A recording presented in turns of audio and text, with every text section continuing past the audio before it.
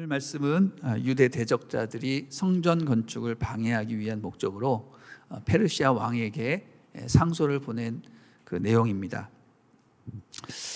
어제 새벽 기도를 통해서 저는 반대자들이 보내는 블랙메일, 다시 말해 투서의 위험성에 대해서 말씀을 드렸습니다. 대부분의 투서에는 사람들이 잘 모르는 그런 비밀스러운 일들, 즉 사실관계가 확인되지 않은 일들을 폭로하는 형식이 담겨져 있고요. 또 수신자들이 흥분하여 들고 일어날 수 있도록 단순 정보 전달이 아닌 상대방을 비방하고 흠집내는 그런 내용들이 담겨져 있기 마련입니다. 현명한 사람은 이런 투서를 읽고 쉽게 흥분하지 않고 그 내용의 진위를 따져보고 왜 이런 편지가 배달이 되었는지를 생각을 합니다. 그러나 경솔한 사람들은 이런 투서를 읽고 쉽게 흥분하고 들고 일어서죠. 진위 여부를 따지지 않고 발신자의 의도대로 충분히 활동을 하는 것을 보게 됩니다. 흥분하고 화를 내고 주변의 사람들에게 막 전파하고 그리고 자기도 막 일어서고. 성전 재건을 방해하는 사마리아 지도자들이 만든 투서를 그 페르시아 왕의 입장에서 읽어보게 되면 굉장히 화가 날 수밖에 없는 거죠. 내용이 뭡니까? 이들이 성을 재건해서 반역을 일삼고 앞으로 조공이나 세금을 내지 않을 것이다. 이런 말을 듣고 화가 나지 않는 왕이 어디 있겠습니까? 반역, 조공 금지, 세금을 내지 않겠다. 뭐 이런 단어들은 통치자에게 아주 민감한 단어이거든요. 그런데 이 편지의 내용을 자세히 읽어보면 반역을 일삼을 것이다, 세금을 내지 않을 것이다, 뭐 이런 얘기들은 증거가 없는 자기들의 생각과 추측에 기반하여서 조작된 것임을 쉽게 알 수가 있습니다. 첫 번째로 12절에 유다 사람들이 예루살렘에 성과 성벽을 세운다고 했는데 이것은 거짓입니다. 성과 성벽이란 유사시에도 어떤 외적들의 방어에 쓰이고 또 전쟁을 위해서 하는 것이기 때문에 일반적으로 그 땅을 점령한 왕이 허락할 수 없는 것이죠. 성벽을 무너뜨려야 되는 거죠. 그런데 유다 백성들이 지금 건축하고 있는 것은 성과 성벽이 아니라 뭐예요? 하나님을 예배하는 성전이라는 것입니다. 성전. 고레스 왕도 유다 백성들을 예루살렘으로 내보낼 때 너희들이 믿는 여호와 하나님을 위하여 성전을 재건하라라고 해서 내보낸 겁니다.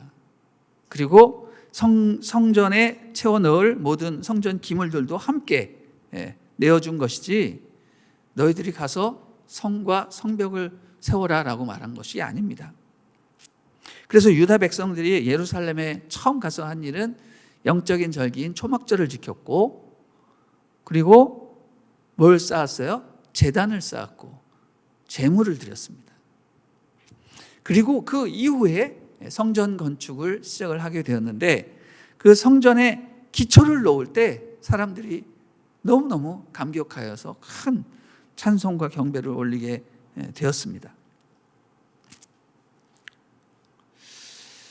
자, 그러나 이 모든 사실을 왜곡을 해서 유대 백성들이 예루살렘에 도착하자마자 성전 건축이란 말은 쏙 빼고 성과 성벽을 건축하고 있다라는 그런 거짓된 보고를 올린 거죠.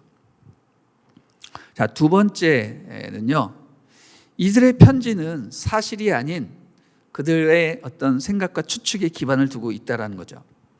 만약 유대인들이 성과 성벽을 재건하면 반드시 조공이나 관세 등을 내지 않을 것이고 왕을 반역할 것이다 라는 추측을 하고 있는 것이죠. 더 나아가서 뭐라고 얘기합니까? 이들은 왕으로부터 독립하여 유프라테스강 건너 지방에는 왕에 있는 왕의 소유를 다 빼앗아 버릴 것이다.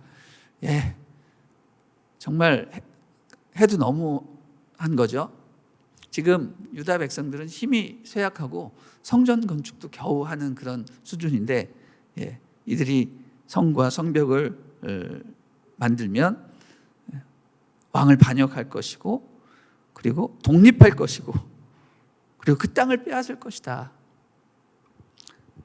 이렇게 얘기하고 있습니다. 무슨 근거로 이렇게까지 확대 해석하는지는 특별한 근거가 없습니다. 이야기가 없습니다. 단지 조상의 기록을 살펴보면 과거 예루살렘 성은 반역의 성이요, 왕들과 여러 지방에 피해를 입혔다는 것을 알게 될 것입니다. 이렇게 얘기를 하죠. 자기들의 주장을 뒷받침할 만한 어떤 역사적이고 구체적인 사실의 언급 없이 그냥 왕이시여 역사책을 보면 다 나옵니다. 이렇게 두리뭉실하게 얘기를 한 겁니다. 마지막으로 이 편지는 처음부터 잘못된 편견을 갖고 쓴 것임이 드러납니다. 우리 12절 말씀을 한번 읽어보시기 바랍니다. 왕께 알려드립니다. 왕으로부터 우리에게 올라온 유다 사람들이 예루살렘으로 갔습니다. 그들은 반역을 일삼던 악한 성을 다시 세우고 있습니다. 그들은 반역을 일삼는 악한 성을 세우고 있습니다.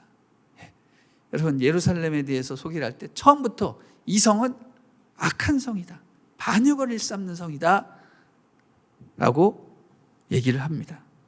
어떤 객관적인 사실, 증거를 대지 않고 처음부터 이 성은 악한 성이다, 반역을 일삼는 성이다 라고 단정지어서 말하고 있습니다. 자, 이런 것만 봐도 이 편지가 좀 수상스러운, 의심을 갖게 하는 그런 편지가 되겠죠. 이들의 편지는 우리가 내일 큐티 본문인데요, 내일 본문인 사마리아 총독 다뜨네와 스달보스네가 다리오 왕에게 보낸 상소문과 아주 비교가 됩니다. 그들이 사마리아 총독이 보낸 그 편지는요, 비교적 객관적이고 또 역사적 사료에 충실한 증거가 있고요, 또 현재 그곳에서 일어나는 사실들을 언급하고 있습니다. 여러분, 왕에게 보낸 상소는요, 그런 역사적 진실, 논리적인 그런 내용들을 담고 있어야 되는 거예요. 객관적이어야 되는 겁니다. 그런데 이들이 보낸 투세는 뭡니까? 굉장히 감정적이고 악의적이고 비판적입니다. 진실을 왜곡하고 있습니다. 사실을 말한다 하더라도 아주 일부를 말하면서 자기들의 입맛에 맞게 짜집기한 그런 것들을 보게 됩니다. 여러분, 이런 편지를 지혜로운 사람이 읽게 되면 이 편지에는 뭔가 악한 의도가 있구나, 그런 것을 감지하게 되는 것이죠. 그런데 어리석고 감정적인 사람들은 이런 편지를 읽으면 흥분부터 하는 거예요. 아니, 이럴 수가 있어? 그러면서 잘못된 결정을 내리는 겁니다. 성경을 보면 성전 건축을 방해하는 무리들이 한 번 투서를 보낸 것이 아니라 여러 차례 페르시아 왕에게 투서를 보낸 사실을 알게 됩니다. 다른 왕들은 이런 투서에 쉽게 반응을 하지 않아요.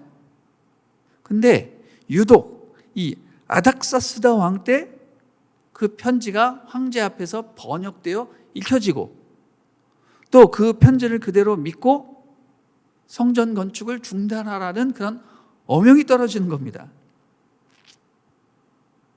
성전 건축은 페르시아 왕의 국부인 고레스 왕의 칙령이었음에도 불구하고 이들은 역사를 알지 못하고 잘못된 결정을 내리게 되죠. 여러분, 우리도 이 아닥사스다 왕처럼 이런 투서를 받거나 어떤 루머를 들었을 때 어떤 사건의 진위 여부를 판단하지 아니하고 쉽게 반응하고 흥분하는 일이 있어서는 안 되겠습니다. 요즘 세상은 어떤 세상입니까? 가짜가 판치는 세상이라고 그러지 않습니까? 특별히 가짜 뉴스가 세상을 혼동스럽게 합니다. 진짜 뉴스는요, 일단 재미가 없어요. 그리고 흥분이 잘 안 돼요, 진짜 뉴스는. 그런데 가짜 뉴스는 사람을 흥분시키고 재미가 있습니다.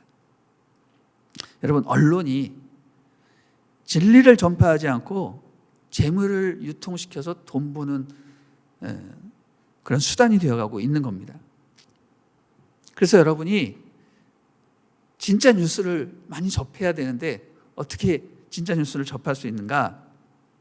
여러분, 사실 진위 여부를 따질 수 없는 그런 공짜 떠돌아다니는 유튜브, 카톡으로 올라오는 영상들, 이런 거 보지 마세요.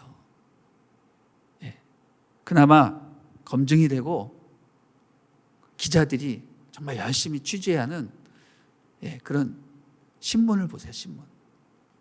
TV 뉴스나 인터넷 뉴스 말고 그 사건에 대한 논평과 자초지종이 아주 상세하게 기록되어 있는 신문을 보셔야 여러분에게 어떤 관점이라는 게 주어지는 겁니다. 여러분이 어떤 의견을 가지고 말할 수 있게 되는 것입니다. 그렇게 해야 여러분이 사실을 제대로 알고 기도를 할 수 있는 거죠. 유명한 신학자 칼 바르트가 이런 얘기를 했습니다. 한 손에는 성경을, 다른 한 손에는 신문을, 이렇게 얘기했습니다. 신학자가 신문 보라는 말 하니까 참 새롭죠? 세상을 제대로 알아야 말씀으로 개혁을 할 수 있다는 그런 격언입니다. 17절부터는 아닥사스다 왕의 답장 내용이 기록이 되어 있습니다.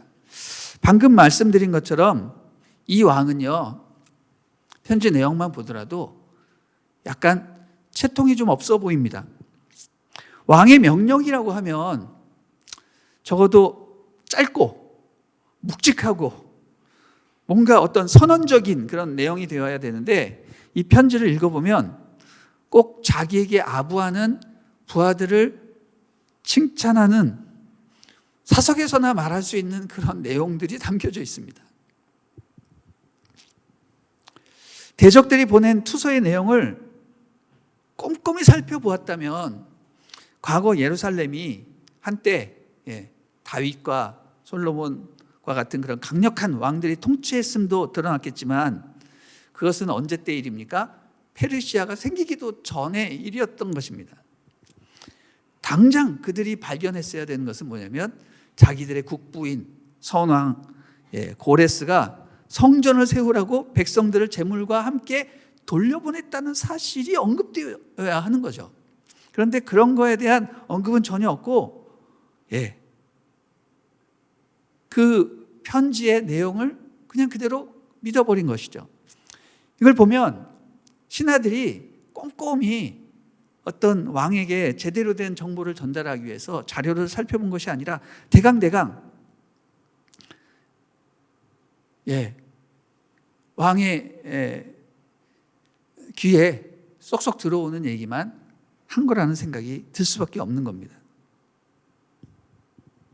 그러나 역사적 사료를 꼼꼼히 살펴보지 않고 간신들의 이야기를 들은 왕은 잘못된 결정을 내리는 것이죠. 그리고 22절 말씀을 보면 천하를 다스리는 대제국의 왕답지 않은 그런 말을 하죠. 22절 한번 보겠습니다. 이 문제를 느슨하게 다루지 않도록 주의하라. 왜 굳이 해악을 키워 왕실에 손실을 끼치겠느냐. 왕의 공식 칙령에는 좀 어울리지 않는 그런 글귀들이 나오고 있습니다. 여러분, 에스라 1장에 나오는 그 고레스 왕의 칙령을 한번 보시고요. 또 6장에 나오는 다리오 왕의 칙령을 비교해서 보면 이 아닥사스다 왕의 칙령은 역사를 다루는 세밀함과 어떤 신중함이 떨어지고 오로지 자기 재산을 축내일까 봐 노심초사하는 그런 참으로 격이 떨어지는 왕의 모습을 보게 됩니다. 이런 답장을 받고 유다의 대적들은 정말 쾌재를 부르면서 그 사본을 만들어 가지고 당장 달려가서 성전 건축을 중단시킵니다. 참으로 있을 수 없는 뼈아픈 그런 사건이 벌어지게 된 겁니다. 그래서 성전 건축은 다리오 왕 2년까지 중단되었다고 합니다. 이런 일이 있어서는 안 되겠죠. 사랑하는 여러분, 이처럼 사단은요, 하나님의 전이 세워지는 것을 시기하고 질투하고 방해합니다. 날조된 사실로 만들어진 투서가 왕에게 먹혀 들어가요. 정치적으로 이용이 되고 있습니다. 또 그 아래의 간신들은 자기 이익을 추구하기 아주 바쁩니다. 그래서 결국 어떤 일이 벌어집니까? 만군의 하나님 여호와의 성전 건축이 중단되고 지연되는 겁니다. 그러나 여러분, 우리 하나님께서는 그 모든 사실을 다 아신다는 것이죠. 우리 하나님의 영광은 결코 대적들에 의해서 빼앗기지 않을 것입니다. 이 사실을 우리는 믿어야 됩니다. 하나님의 성전은 반드시 완공될 것이고 주님의 뜻은 반드시 성취될 것입니다. 우리는 이것을 늘 염두에 두고 늘 기도하고 깨어 있어야 할 것입니다. 성전 건축이 중단된 시간, 하나님의 백성들은 너무너무 힘들고 답답하고 상처받는 그런 시간들을 갖지만 우리는 그럴수록 어떻게 해야 됩니까? 기도하고 깨어 있어야 됩니다. 여러분, 위기는 기회를 가져온다고 늘 말하지 않습니까? 왜 위기가 기회가 될까요? 사람들은 위기를 닥치게 되면, 위기를 경험하게 되면 너무 힘들고 어렵기 때문에 서로 뭉치게 됩니다. 그래서 공동체가 하나가 되기 때문에 위기가 기회가 될 수 있는 것이죠.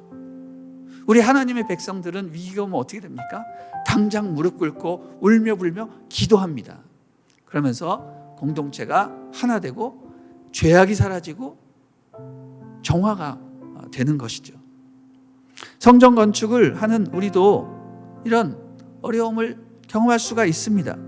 그러나 모든 것을 합력하여 선을 이루시는 하나님을 굳게 믿으며 우리는 늘 깨어서 기도하고 성전 건축을 준비해야 할 것입니다. 다윗의 장막을 세우며 우리 공동체가 하나 되기를 소망하는 우리 남양주 온누리교회가 에스라 말씀을 묵상하면서 더욱더 깨어 기도하고 서로가 서로를 세워주며 하나님의 교회 성전을 온전히 건축하는 놀라운 축복이 임하기를 주님의 이름으로 축원합니다. 할렐루야. 우리 하나님께 감사와 영광의 박수 한번 올려드립니다. 아멘.